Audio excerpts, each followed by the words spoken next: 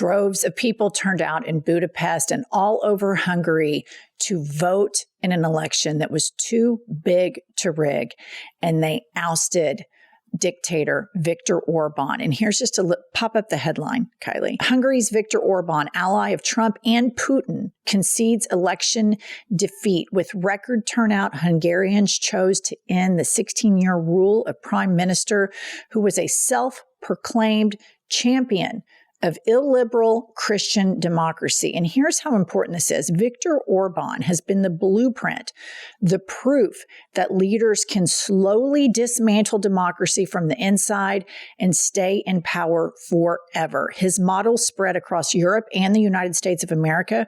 Orban's playbook was the literal blueprint for Project 2025. The Heritage Foundation worked directly with Orban's allies in Hungary. CPAC held conferences in Budapest 3 times. This blueprint lost last night in a landslide. So I want you to remember this to all of my American viewers. When you hear the MAGA movement, the conservative movement, the Heritage Foundation say, we love America, we're patriots, they look to 2-bit dictators in Hungary for inspiration. 2-bit dictators that cannot even cling on to power despite rigging it every single place they can. And the fact that when you constantly give people the choice for democracy, they always end up voting for it, should tell you everything you need to know about what's going to happen in these midterms. But here is how important this defeat is. Vance and Netanyahu's son both campaigned for Viktor Orban. Pop this up. Netanyahu sent his son to campaign for Orban. Netanyahu sent a personal video to Orban's rally. Orban just lost by 14 points, the biggest landslide in Hungarian democratic history. Why did Netanyahu care so much? Because Orban was the only EU leader who vetoed sanctions on Israel every single time. The veto is gone. The ICC withdrawal is reversed. The EU firewall is dead. Israel's own Ynet News headline 2 days ago, if Orban falls, Israel could lose its EU firewall. He didn't just fail, he was buried. And let's talk about why J.D. Vance jumped into this. I have a theory. I think Donald Trump is rat-fucking J.D. Vance every single chance he can get. He doesn't like it that all of these oligarchs picked him and put him in power. And J.D. Vance has tried to distance himself from Trump on the Iranian war. And Trump wants to rat fuck Vance so badly, which is really, really easy to do because everything that J.D. Vance turns to shit. Pop this up. All right, here is a Polymarket betting odds. So you have will Viktor Orban win? And you see where when J.D. Vance enters, the opponent, Peter Mayer, he just completely skyrockets up. And so this is the J.D. Vance effect. Viktor Orban, sad limp penis, right when J.D. Vance arrives in Budapest. And this came a day after J.D. Vance failed in negotiations to come to an agreement in Iran. Pop this up. 21 hours in Pakistan. How Vance tried and failed to end a war he opposed. Vice President J.D. Vance led the highest level talks between the United States and Iran in nearly 50 years. So why did Trump send J.D. Vance? Why? Well, I think I have a little theory here. If you remember a week ago, Maggie Haberman with the New York Times put out an article about how Benjamin Netanyahu was sitting in the Situation Room and everybody went around the table and says, yes, let's go to war in Iran, except for J.D. Vance, because J.D. Vance wants to be president and he is America's biggest prostitute. He believes in nothing. He won't even stand up for his wife and kids. And so Trump's like, oh, he came out of that article looking good. Send his ass over to Pakistan. I'm going to rat fuck him. Send his ass over. Viktor Orban's going to get beat. Make J.D. Vance be the face of American failure. And so this is what happens in the Trump regime. And all of this happened against the backdrop of Trump attending a UFC fight with Marco Rubio. And so we remember when we had Professor Ruth Ben-Ghiat on our show, she's been on twice, and she said that autocrats oftentimes divide and rule. They will take their two apparent successors and play them against each other. And that's what Trump is doing. He's rat fucking Vance and bringing out his little show pony, Marco Rubio. So pop up this video, Kylie. With us in the building tonight. So here comes Trump and his daughter and all the crusty McCrusties walking into this UFC fight while we're at war. So imagine if a Kamala Harris, a Joe Biden, Barack Obama was at a UFC fight, thirst trapping for applause. And so if that isn't bad enough, we've got Trump sounding, well, I'm going to let you guys just play it, Kylie. This is pretty interesting. You're a beautiful guy. Great fighter. Thanks.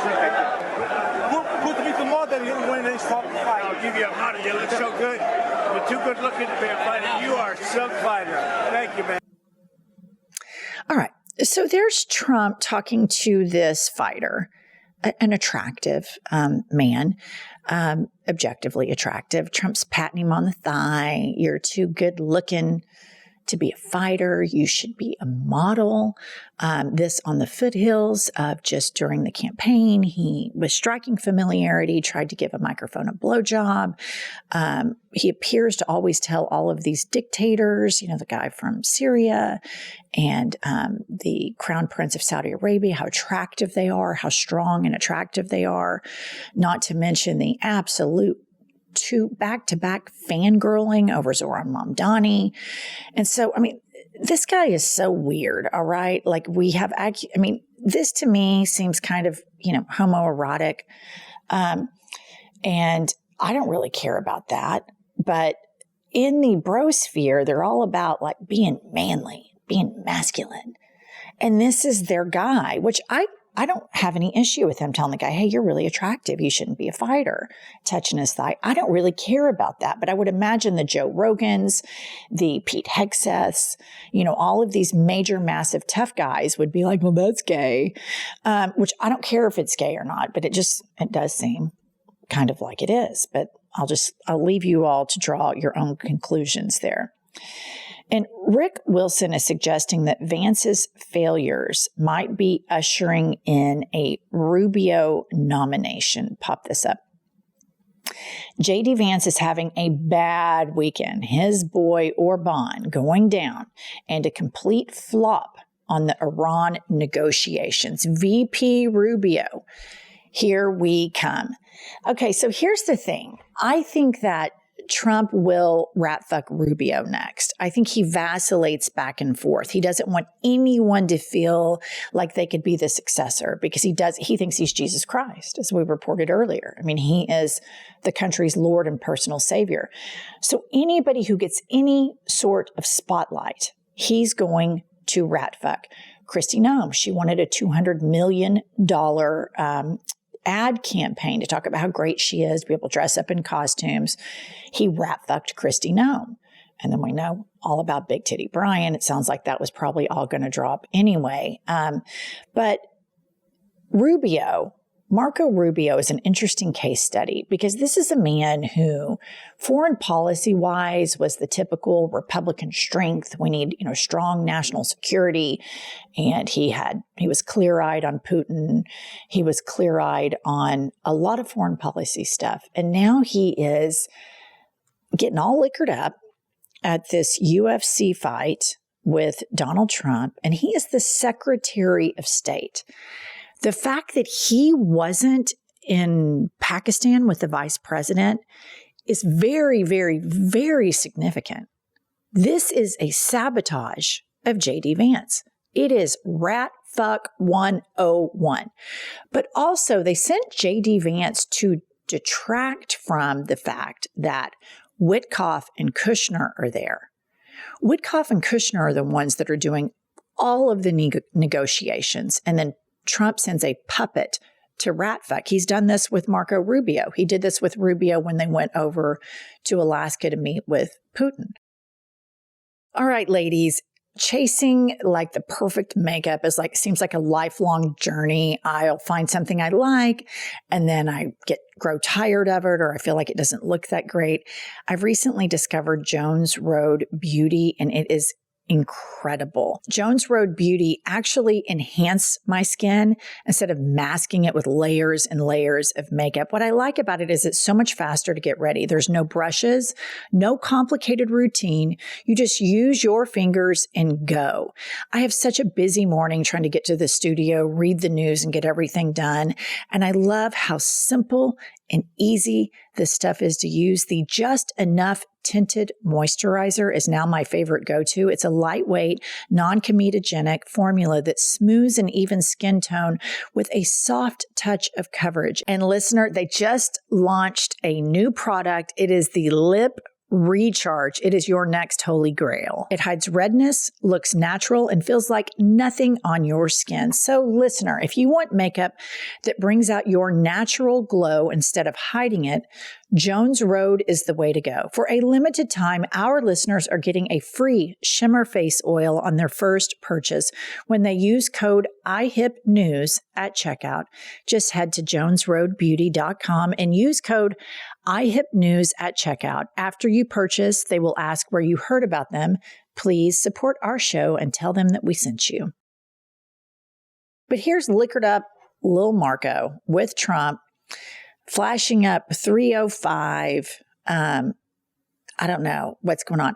If you keep this up for just a second, to me, this is petty, but why not? Does it look like he has a little bit of orange makeup on, Kylie and Ryan? Are you seeing a Cheeto dusting on Rubio? So I don't know how that got there. I don't know if Trump did his makeup in the limousine ride on the way over there, but hide and watch in the next 2 weeks, Rubio's going to get rat fucked. He is spiraling, Donald Trump. He does not want anybody to seem like a savior. He will make sure everybody looks bad, and he puts these little puppets in place while the real rat fuckers who are rat fucking us are Jared Kushner and Witkoff, who are making billions, hand over fist, with our national security and the credibility of the United States of America and the military of the United States of America that we've all had to pay our fair share of taxes into. These guys are profiting off of all of that. And most of all, Donald Trump is profiting off of it. All right, that's all we have. Stay tuned. Crazy news this week. Like, subscribe. We'll be back later.